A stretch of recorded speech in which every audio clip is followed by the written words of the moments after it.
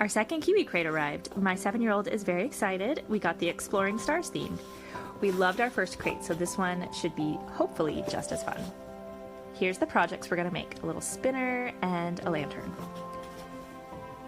This is the comic. It's got lots of facts about the theme and a cute little story that includes the different characters. Here's some ingredients. We've got a little earth and moon, and then these are the bolts and nuts, and then the little gears for our spinner. I think it's gonna be an orbit around the sun kind of thing.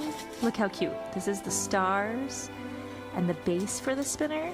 And then these are the pieces for the lantern. And there's some cute little star stickers and little frames to make her constellations. Awesome. And of course a light, because it's gotta light up.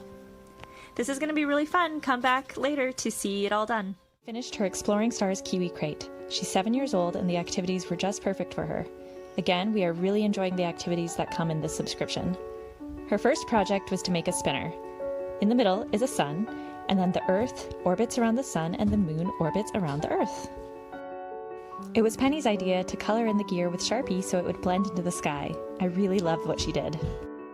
Then she made a lantern. She used star stickers to make constellations. She had a lot of fun coming up with her designs.